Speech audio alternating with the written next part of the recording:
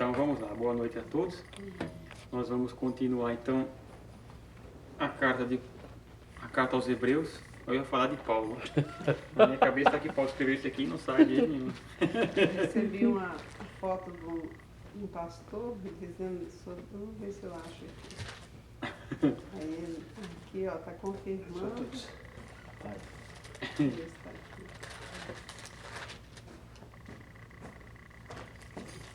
E é para dizer que ele, Carta aos Hebreus, foi escrito por Paulo. Aí, tá vendo? Vou filmar então. Eu tinha guardado, não foi, meu Deus. Olha, sumiu. Vai. Então nós vamos começar hoje no capítulo 9 de Hebreus. Depois tem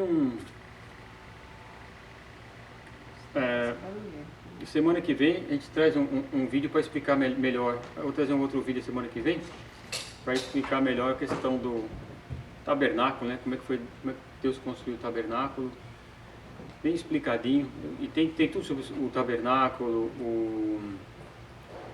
o altar de bronze e todos as peças que tinham no tabernáculo, né? E depois no templo de Salomão. E que estão no céu também, né? Uhum. Que estão lá no tabernáculo verdadeiro. Então aqui no capítulo 9 de Hebreus, semana passada nós tínhamos falado sobre a aliança, né? A antiga aliança, né? A aliança sempre é algo feito entre duas pessoas, né? É um deal que duas pessoas fazem, né? Para cumprirem uma a outra, cada um a sua parte. As alianças que Deus fez com o homem, Deus permanece fiel porque ele não pode negar a si mesmo. Mas o homem sempre quebra a sua parte na aliança. Por isso que Cristo disse, esta é a nova e eterna aliança, feita no sangue de Cristo, e o homem não pode quebrar, né? E aqui no capítulo 9, ele começa dizendo assim: ora, a primeira aliança também tinha preceitos de serviço sagrado e o seu santuário terrestre. Com efeito, foi preparado o tabernáculo, cuja parte anterior, onde estavam o candeeiro e a mesa e a exposição dos pães, se chama o Santo Lugar. Por trás do segundo véu se encontrava o tabernáculo, que se chama o Santo dos Santos. Então ele começa a explicar como é que era o tabernáculo, né? Então, no lugar que chamava Santo Lugar, estava o candeeiro, a mesa e a exposição dos pães, porque todo dia colocava-se os pães, trocava-se os pães que só os sacerdotes poderiam usar. Até Jesus usa, falando, quando Davi entrou, estava com fome, tomou aqueles pães que pertenciam somente aos sacerdotes, mas porque ele estava com fome, ele tomou aquele pão, né? E ainda era um dia de sábado. Então Jesus estava explicando que as coisas foram feitas para os homens e não os homens para as coisas, né? Então aí ele começa a explicar como é que era o tabernáculo. Semana que vem ele trazer o vídeo sobre o tabernáculo, né? Por trás do segundo véu se encontrava o tabernáculo, que se chama o Santo dos Santos, quer dizer, o lugar mais santo, ao qual pertencia um altar de ouro para incenso e a arca da aliança totalmente coberta de ouro, na qual estava uma urna de ouro contendo o maná, o bordão de Araão que floresceu e as tábuas da lei. Talvez se forem algumas pessoas abrem questões a respeito das peças do templo devido aos diferentes tempos em que o templo foi apresentado. Mas isso aqui é uma outra explicação quando fosse falar sobre dúvidas nas citações bíblicas, ok? Porque o caso aqui não é esse. Aí ele diz assim: e sobre ela os querubins de glória, que com a sua sombra cobriam o propiciatório, ou seja, era a tampa da arca, né? Dessas coisas, todavia, não falaremos agora, pormenorizadamente. Então, o escritor está dizendo aqui, não vamos explicar essas coisas aqui agora, porque o assunto não é esse, senão a gente sai fora do assunto principal e entra nos pormenores da lei. Isso a gente vai estudar, se Deus nos der tempo para isso, a gente estuda no Antigo Testamento, quando for estudar o tabernáculo, as peças inteirinhas e o porquê que serviam, como é que os pormenores dessas, né? Ora, depois de tudo isto, versículo 6, né? Assim preparado, continuamente entram no primeiro tabernáculo os sacerdotes para realizar os serviços sagrados. Então, o lugar santo, você lembra que no tabernáculo tinha lá o átrio onde as pessoas ficavam. O lugar santo, onde os sacerdotes, todos os sacerdotes, que eram descendentes da tribo de Levi, faziam os seus trabalhos, exerciam os trabalhos que lhe eram devidos, né? Sacrifícios, orações, cânticos, todas essas coisas eram feitas ali. Por isso que em inglês a gente diz worship, trabalho de culto, que o trabalho era feito assim, era o trabalho de sacrifício e todas aquelas coisas, né? Então ali entravam todos os sacerdotes. Olha só, no versículo 7, mas no segundo, ou seja, no Santo dos Santos, o sumo sacerdote, ele sozinho, uma vez por ano, não sem sangue, que oferece por si e pelos pecados de ignorância do povo, querendo com isso dar a entender o Espírito Santo que ainda o caminho do santo lugar não se manifestou, enquanto o primeiro tabernáculo continua erguido. Então veja a interpretação da significação do tabernáculo do Antigo Testamento. Então, o sumo sacerdote entrava uma vez por ano, não sem sangue, oferecendo sacrifício por ele mesmo, porque ele era pecador, e por Israel e por todo o povo. E aí ele diz assim, querendo isto dar a entender o Espírito Santo, que ainda o caminho do santo lugar não se manifestou, enquanto o primeiro lugar continua erguido. É isto o quê? O que era o tabernáculo, a lei litúrgica do Antigo Testamento? Uma parábola. Parábola é algo que você compara com o verdadeiro para dar o entendimento. Então, por exemplo, quando Jesus fala, o reino dos céus é semelhante a um grão de mostarda, que sendo o menor dos grãos, quando jogado na terra, cresce e se torna uma grande árvore, e as aves do céu vêm e se assentam sobre ele.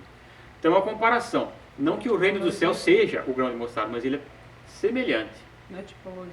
É tipo uma tipologia. Você pega algo semelhante na vida para comparar a algo real. No caso da definição de parábola, seria você usar coisas da terra para explicar coisas espirituais. Coisas espirituais. Pega coisas da vida e explica coisas espirituais. Tem as suas semelhanças e as suas diferenças.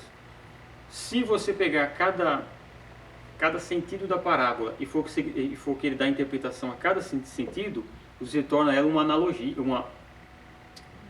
uma alegoria, né? Você torna ela uma alegoria, e aí você sai fora do sentido mesmo da Bíblia, né? Então, por isso que ele escreve aqui, bem escrito, isso é uma parábola. Quer dizer, você não vai alegorizar o texto, é uma parábola.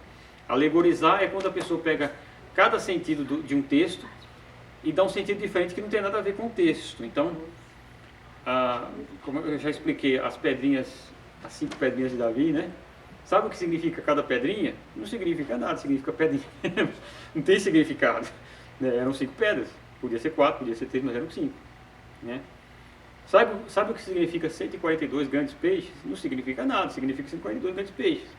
Porque a Bíblia não dá interpretação. Se a Bíblia dá margem para interpretação, nós interpretamos. Que todas as parábolas têm interpretação depois, né? Depois. Pode ver que Jesus vai lá e explica a parábola. Né? E aqui, o escritor aos Hebreus está dando a interpretação do Antigo Testamento, como se fosse uma parábola, uma coisa semelhante. Aí ele diz assim,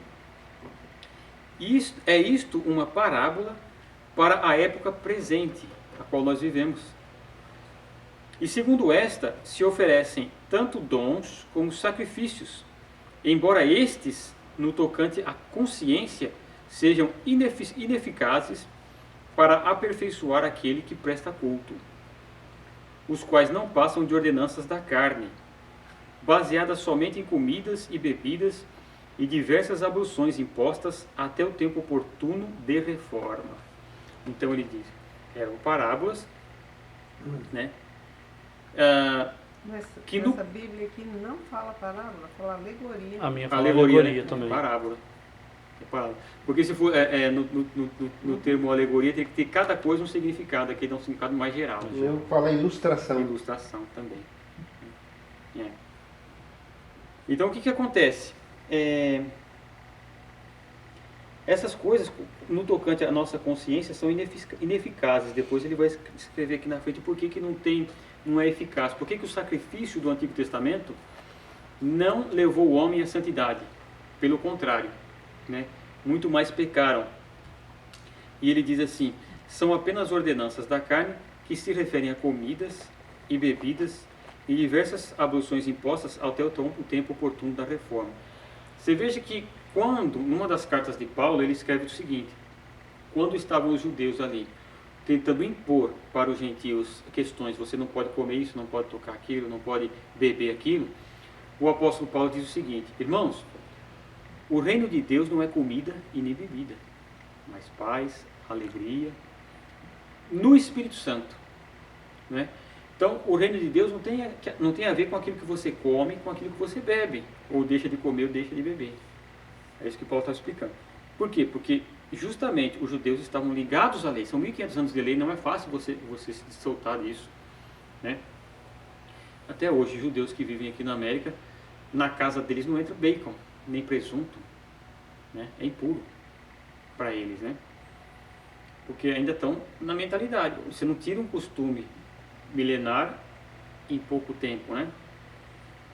Então, ele está dizendo, eram ordenanças mundanas, carnais, somente para fazer uma parábola das coisas espirituais, não para você se apegar nela, né? É como você vai no restaurante e tem entrada e você come só a entrada e esquece da comida principal, que ali é uma entrada, né? Não é o principal. Eu lembro do meu sogro que ele trabalhava de pedreiro em Santos. E uma vez foi no restaurante, o patrão deles pagou a comida e foi no restaurante e serviram a sopa de entrada. Meu sogro nunca tinha ido no restaurante. Ele olhou para o cara e me trouxe aqui para me dar sopa. Pegou a farinha que estava na mesa, socou na sopa, fez um pirão e encheu a barriga daquilo. Aí é tendentinha. A hora que chegou o prato principal, falou: pô, mas já comi tudo. Eu estou cheio, né? Então isso aqui apontava o caminho, não era o caminho, né? Então no versículo 11, olha o que ele diz: quando, porém, veio Cristo, como sumo sacerdote dos bens já realizados, mediante o maior e mais perfeito tabernáculo, não feito por mãos, quer dizer, não desta criação, não feito aqui, quer dizer, existe um outro tabernáculo que não foi feito aqui na criação nossa deste mundo, não por meio de sangue de bodes e de bezerros, mas pelo seu próprio sangue entrou no Santo dos Santos, uma vez por todas, tendo obtido eterna redenção. Então, o Cristo entra no Santo dos Santos no céu, não com sangue alheio, mas com o seu próprio, feito o sacrifício uma vez só, não vai fazer mais outro, não precisa fazer todo dia, por todos tendo obtido eterna redenção, ou seja, a nossa redenção, ela é eterna. A partir do momento que foi pago o preço pelos nossos pecados, isso é eterno, não descontinua. É aí que é o problema das pessoas entender a questão da salvação. Por quê? Porque no Antigo Testamento, a camada pecava, oferecia sacrifício. Voltava, pecava, oferecia sacrifício. O sacrifício de Cristo foi feito uma vez por todas, porque Cristo ele é eterno. Okay? O sacrifício é eterno, por isso que ele fala, redenção eterna. Redenção eterna é o quê? O que é eternidade? O Boécio explica a eternidade dizendo o seguinte: eternidade é a posse, no momento, agora, a posse total do seu passado, presente e futuro de uma vez só. Isso é eternidade, uma explicação bem básica sobre a eternidade, né? Então é a posse total do passado, presente e futuro em um momento só. Ou seja, no mesmo momento, um momento eterno, você tem o passado, o presente e o futuro. Então redenção eterna é isso. Os pecados que você cometeu no passado, os pecados que você comete agora, os pecados que você vai cometer. É a redenção eterna. Entendeu? Porque Cristo é eterno. Todos os dias da nossa vida estão escritos no livro dele. Ele sabe o que nós vamos fazer? Sabe. Já pagou? Já pagou. Né?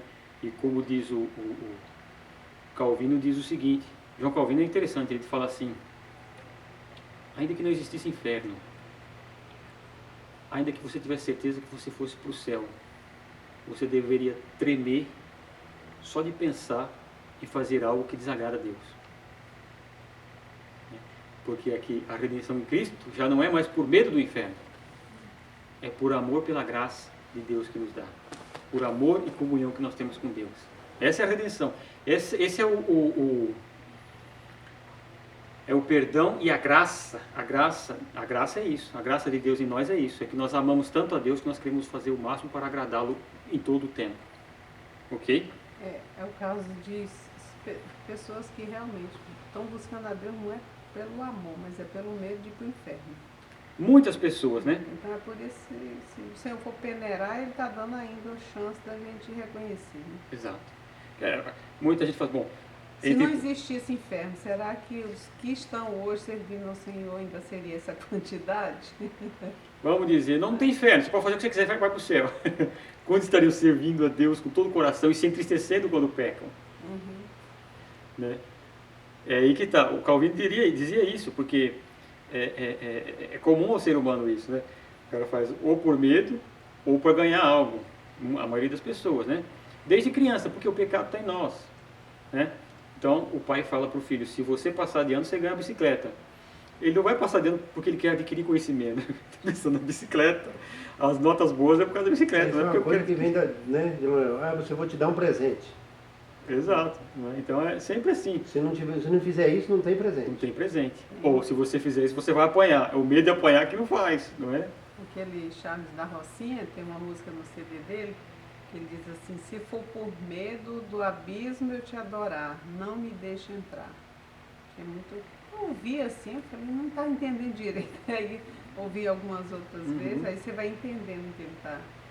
O Martinho Lutero... Não me deixa entrar. Aí O Martinho Lutero tem uma mulher que era desesperada com isso. Ela fala, mas meu Deus, e se Deus não me escolheu para ir para o céu? O que eu faço? O Martinho Lutero falou assim, vai para o inferno dando graças a Deus, porque ele sabe o que faz. Deus é perfeito. Vai para o inferno dizendo, glória a Deus, bendito seja Deus, porque ele é certo em tudo que ele faz. Eu mereço isso mesmo, né? Mas Martinho Lutero é bom demais. Tolerância zero, né? Tolerância zero, ele não tinha... Então, é isso que está dizendo aqui. A redenção eterna para nós. É isso que a graça nos traz. O agradecimento por isso. Não é? Depois, versículo 13. Né? Portanto, se o sangue de bodes e de touros e a cinza de uma novilha aspergidos sobre os contaminados os santificavam, isso aqui não quer dizer que os salvavam. Veja, o interessante é isso. Os santificavam exteriormente. Ok? Não era salvação, era santificação exterior. Santificação era purificação, separação. Então diz, se o sangue deles sobre os contaminados os santificavam quanto à purificação da carne, é a purificação exterior, entendeu? Por isso que lavava-se as mãos, lavava-se os pratos, lavava-se isso, o camarada tocava no defunto, ele tinha que lavar suas vestes, tomar banho e ficava impuro até o pôr do sol. Eram tudo observações exteriores que mostravam a purificação interior que Cristo iria fazer em nós. Né? Aí ele diz assim, muito mais o sangue de Cristo, que pelo Espírito Eterno a si mesmo se ofereceu sem mácula a Deus, purificará a nossa consciência de obras mortas, para servirmos ao Deus vivo. Então você vê, a purificação de Cristo não é na carne, é na consciência. E é esta graça que nos dá esse desejo de servir a Ele, sem o interesse ou de ir para o céu ou o medo de ir para o inferno. É por amor.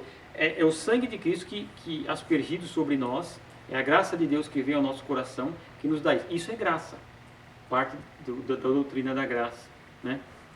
Então, quando se vai entender graça, tem muita coisa sobre graça, que as pessoas pensam, a graça estamos na graça. Mas todas essas coisas incluem graça. É a graça que desperta em nós, que por nosso próprio querer, nós nunca vamos servir a Deus. Nenhum homem consegue servir a Deus por próprio desejo, pelo seu próprio vontade. Né? A vontade humana tende sempre para fazer o que é errado. Ainda aqueles que queiram ser heróis e fazer o bem, fazem com interesse, ou de ficar para a história, né? Ou de que todos o elogiem, ou de que todos dizem que ele seja bom, ou para parecer bom para as pessoas. A graça é diferente de tudo isso. Ser reconhecido. A graça é diferente de tudo isso. Você faz tudo isso por amor a Cristo. Não é? E essa graça é dada por Ele. Nós não temos em nós. Nenhum de nós temos essa em nós. Então, quando você vê a pessoa fazendo por amor mesmo a Deus, isso é graça de Deus, não é da pessoa. Né? Ok? Versículo 15 do capítulo 9 de Hebreus. Vamos chegar agora, foi capítulo 9, versículo 15. Aí diz assim: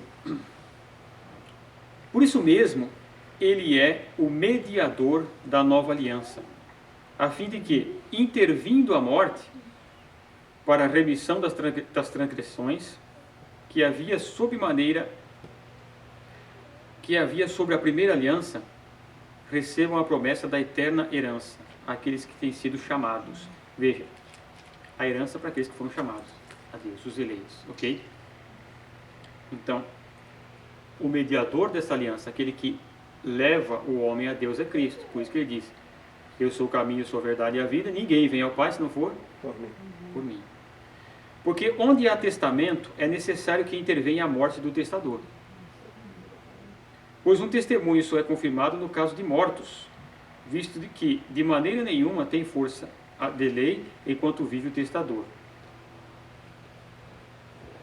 Então, eu vou escrever um testamento de herança, ok? Esse testamento só vai valer quando eu morrer, não é? Então, eu digo assim: vou deixar todos os meus bens para o meu sobrinho tal. Meu sobrinho pode estar na miséria, enquanto eu estiver vivo ele não vai receber nada, não é? A partir do momento que eu morrer, ele se torna, se eu for um milionário, se torna milionário. Então, todo testamento só tem validade com morte. E ele diz assim, no versículo 18: pelo que nem a primeira aliança foi sancionada sem sangue. Porque havendo Moisés proclamado todos os mandamentos, segundo a lei, a todo o povo, tomou o sangue dos bezerros e dos bodes, com água e lã, tinta de escarlate e sopo, e aspergiu não só sobre o próprio livro, como também sobre o povo, dizendo: este é o sangue da aliança, a qual Deus prescreveu para vós outros. Então, lembra lá no livro de Êxodo, quando Moisés deu a lei? Vocês querem ir lá? A gente volta lá para a gente ler. Deixa eu pegar aqui, ó. Acho que é Êxodo 24, se não me engano. Vamos lá.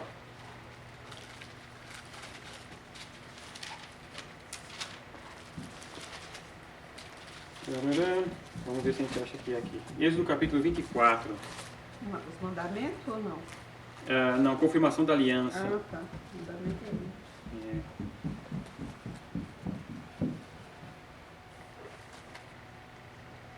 Um 7 no 8. Versículo 24, capítulo 24, versículo 7 e 8, né, do livro de Êxodo. É disso aqui que ele está falando aqui. A gente volta lá no Antigo Testamento para entender o que é a carta aos Hebreus, né? Então olha o que Moisés fez, olha, versículo 7. Então tomou o livro da aliança e o leu ao povo, e eles disseram: tudo o que o Senhor falou, faremos e obedeceremos. Você vê, depois lá na frente você vai ver o que o povo fez, né? Por isso que em Jeremias ele fala: eu vou escrever a lei no coração deles, não mais na pedra. Porque eles nenhum homem pode obedecer, a não ser que Deus escreva a lei dele no nosso coração, nós não obedecemos, não tem jeito. A lei foi justamente para isso, para mostrar que nós não conseguimos obedecer. Aí o versículo 8: tomou, pois, Moisés aquele sangue e o aspergiu sobre o povo e disse: este é o sangue da aliança que o Senhor fez convosco, no tocante a todas essas palavras. Subiram Moisés e Arão, Nadab e Abiú, e 70 dos anciãos de Israel, e viram o Deus de Israel debaixo dos seus pés. Aí depois vai continuar aqui Deus falando, né? Então você vê que ali ele pegou e aspergiu o sangue sobre o povo, sobre o livro, sobre tudo, para mostrar o quê? Porque não existe uma aliança, um testamento válido se não for com sangue. Então no Antigo Testamento matava-se um bezerro, matava-se um cabrito, um carneiro, para valer o testamento, era com morte. Então é isso que ele está explicando aqui, né? No versículo 21 ele diz assim: igualmente também aspergiu com sangue o tabernáculo e todos os utensílios do serviço sagrado. Com efeito, quase todas as coisas segundo a lei se purificam com sangue. E sem derramamento de sangue não há remissão. Então, se não se derramasse o sangue, não se remia, não se tomava aquela pessoa de volta em lugar, o sangue do animal é em lugar da pessoa que era para morrer. Então, diz a palavra de Deus o quê? A alma que pecar, essa morrerá. Eu pequei, e agora, como é que eu faço quando eu morrer? Mato um inocente no meu lugar. Um cabrito, um carneiro, que é inocente, eu vou lá e mato ele, e pego o sangue dele e põe no lugar do meu sangue. Esse era o sacrifício. Okay? Só que isso tinha que se repetir, porque eu vivia pecando. Quando fala da remissão eterna de Cristo, é essa. O sangue dele foi para a eternidade. Então já foi todos os pecados que eu cometi, cometo e vou cometer. O sacerdote tinha muito serviço. Era direto. Fico imaginando o trabalho, porque tinha o sacerdote que sacrificava, e o trabalho daquele que lavavam os utensílios. Lava, cheio de sangue ali o dia inteiro. Era um trabalho terrível, né? Então, olha só. O versículo 23. Era necessário, portanto, que as figuras, ou seja, as parábolas, né, das coisas que se acham nos céus, se purificassem com tais sacrifícios, mas as próprias coisas celestiais com sacrifícios a eles superiores. Então, o tabernáculo aqui na terra, que era uma figura daquele que está no céu, por isso que Deus falou para Moisés: ó, faça tudo direitinho do jeito que eu estou te mandando, que é a figura daquele que está no céu. Então, era necessário que as coisas celestiais fossem purificadas com sacrifício superior ao que está aqui na terra. Olha o que ele diz aqui. Porque Cristo não entrou em santuário feito por mãos, figura do verdadeiro, porém no mesmo céu, para comparecer agora por nós diante de Deus. Então, Jesus Cristo não era sumo sacerdote aqui na terra, nunca entrou no Santo dos Santos. Nunca. Porque ele não podia. Ok? Mas ele entrou no Santo dos Santos, no santuário que está no céu. Na época dele nem tinha mais tabernáculo. Tinha o templo, né? Na época tinha o templo de Herodes, né? Que Herodes tinha reformado, e tinha os sacrifícios, e tinha o lugar, o Santo dos Santos, né? Porém, já não era como era no Antigo Testamento, com toda aquela glória de Salomão, né? Então Cristo ia no templo, né, para orar, assim como Pedro e João, até o ano 70, quando destruíram o templo, né? Mas o que acontece? Ele nunca entrou lá, no lugar do sacrifício onde o sumo sacerdote entrava, porque ele era sumo sacerdote celestial, né? Segundo a ordem de quem? Melquisedeque, não segundo a ordem levítica, né? Para comparecer agora por nós, diante de quem? De Deus. Nem ainda para se oferecer a si mesmo muitas vezes, como o sumo sacerdote, cada ano entra no Santo dos Santos com sangue alheio. Ou seja, todo ano o sumo sacerdote entra com sangue alheio, sangue de bodes, outro sangue. Ora, neste caso, seria necessário que ele tivesse sofrido muitas vezes, desde a fundação do mundo. Agora, porém, ao se cumprirem os tempos, se manifestou uma vez por todas para aniquilar pelo sacrifício de si mesmo o pecado. Então, se fosse o caso de sacrifício por cada pecado que nós cometemos, Cristo ia ter que morrer várias vezes desde a fundação do mundo. Mas como é o próprio sangue dele, e ele como Deus é eterno, se encarnou. E aí você vê o que João dizia, né? No princípio era o verbo estava com Deus e o verbo era Deus. O verbo se fez carne e habitou entre nós. Esse verbo que é o Cristo, que habitou entre nós, se fez homem, morre, o sacrifício dele é eterno.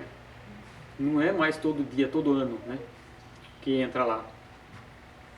Aí diz assim, no versículo 27, e assim como os homens está ordenado morrerem uma só vez, vindo depois disso o juízo, quer dizer, nós morremos uma vez só.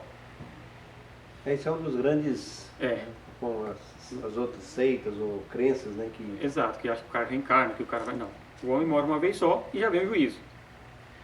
Da mesma maneira como nós morremos uma vez só, assim também Cristo, tendo se oferecido uma vez para sempre, para tirar os pecados de muitos, não é de todos, veja aqui, é de muitos, aparecerá a segunda vez, sem pecado aos que aguardam para a salvação.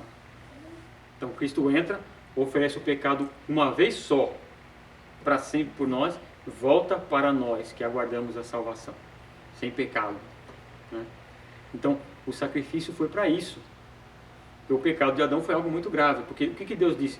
Começando lá de Adão, Deus disse para Adão: Adão, não coma do fruto do conhecimento do bem e do mal. Porque no dia que você comer, você vai morrer. Então, qual é o salário do pecado? É a morte. Né? Então, quando Adão peca, a morte entra no mundo. E Adão começa a morrer daquele dia. Né? Adão estava em um corpo adulto, em um corpo que era humano ainda, não era o corpo celestial, não era o corpo espiritual, mas era o corpo humano, porém não era o corpo que tinha morte nele. Hoje nós estamos aqui falando, no final desse curso, no final nosso estudo aqui, milhões de células do nosso corpo já estarão mortas. Tem até um estudo que fala com quem eu estou falando. E justamente esses estudos vão provando a existência da alma do ser humano. Se eu estiver falando com um ser humano somente de carne e sangue, ao final dessa conversa já não será mais o mesmo. Como é que você se lembra de tudo que eu falei se você não é mais o mesmo? Se morreu um monte de célula em você. O que faz te lembrar disso? Não é? Então, o que acontece? Entrou a morte, Adão começou a morrer. Já começou a morrer as células e a morte entrou no mundo. Não é? Então, porque nós herdamos de Adão, quando nós nascemos, esse pecado da desobediência, porque somos filhos de Adão segundo a carne, era necessário um sacrifício na carne. Era sacrifício, uma morte na carne, era um sacrifício, uma morte no sangue, para que nós pudéssemos ser salvos. O homem, sendo espírito, alma e corpo, ele é um ser completo. O homem não se diz o homem é alma, ou o homem é corpo, ou o homem é espírito, né? Assim que a própria a mãe de Jesus, quando é anunciada, ela fala assim: a minha alma, ela não fala eu, ela fala: a minha alma engrandece ao Senhor, e o meu espírito exulta em Deus, meu Salvador. Quer dizer, não é espírito só. O apóstolo Paulo fala: eu esmurro o meu corpo. Ele não fala eu me esmurro. Então, se o homem tiver só corpo, ele não é completo. Se ele for só alma, ele não é o homem completo, é a alma do homem. E se ele for só espírito, também não é. Você vê que João fala assim: vi debaixo do altar as almas de todos que tinham sido mortos, decapitados. Né? Ele não fala que eu vi os que tinham sido decapitados, eram as almas. Porque para o ser humano ser completo, ele tem que estar com a alma, o corpo e o espírito, né? Para ele ser completo. Então, vamos supor que nós tenhamos um carro. Ele tem o corpo, né, a lataria, ele tem o motor e ele tem a gasolina. Se o motor estiver fundido, ele não anda. Se ele estiver sem lataria, ele não vai andar. Sem pneu, sem nada, ele não vai andar. E se estiver sem gasolina, também não anda. Qualquer um desses que for afetado, ele está morto. A carne foi afetada, o homem está morto diante de Deus. Então precisa de recuperar o quê? A carne para ele andar. Né? Assim, se o carro tiver com problema no motor, precisa recuperar o motor.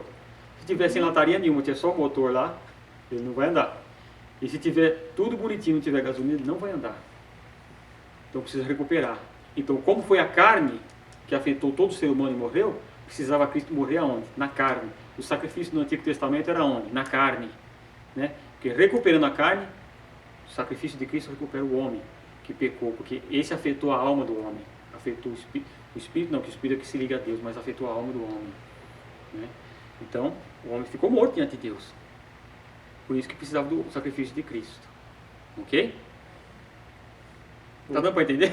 Ah, não. E lá na Santa Ceia, o negócio da questão do sangue, né, oferecido por muitos, né, e não para todos, né? É. Mesma coisa que fala. É a mesma coisa que ele fala aqui. Morreu por muitos, não foi por todos. Né? Esse é o maior problema para quem é católico, da missa ter mudado do latim para a língua vernácula. Porque quando era em latim, o sacerdote erguia a hóstia e dizia: esse é o meu corpo que é dado por vós e por muitos. Hoje ele faz assim: esse é o meu corpo que é dado por vós e por todos.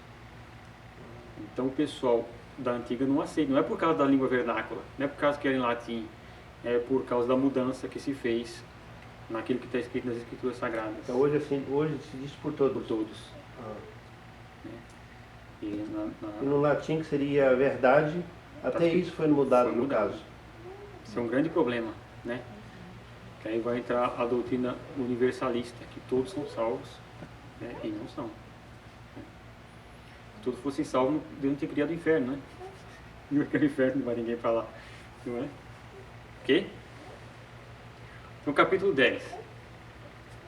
Ora, visto que a lei tem sombra dos bens vindouros, não a imagem real das coisas, nunca jamais pode tornar perfeito os ofertantes com os mesmos sacrifícios que ano após ano, perpetuamente, eles oferecem. Então, sendo figura, não vai tornar perfeito nunca. Você pode olhar a figura, foto de uma pessoa, você nunca vai ter a pessoa perfeitamente. Não é? Eu olhava a foto da minha mãe, podia pedir para aquela foto fazer polenta para mim, que nunca ia fazer. Mas quando a minha mãe teve aqui, ela fez. Né? Porque era uma figura. Então, você vê, o sacrifício que é uma figura não pode fazer aquilo que realmente é para ser feito. É porque é limitado. Né? É limitado. É só uma figura. Né? De outra sorte, não teriam cessado de ser oferecidos, porquanto os que prestam culto, tendo sido purificados uma vez por todas, não mais teriam consciência de pecados. Veja como é interessante. Por que o templo foi destruído no ano 70? E nunca mais houve sacrifício. O véu se abriu de cima e embaixo e acabou o sacrifício. Porque a igreja, que teve os seus pecados perdoados e a consciência renovada em Cristo, por isso que é fácil conhecer o cristão. O cristão é aquele que tem a consciência renovada. Né? O que acontece? O templo foi destruído, como Cristo tinha dito. E o sacrifício que hoje nós vivemos é o de Cristo.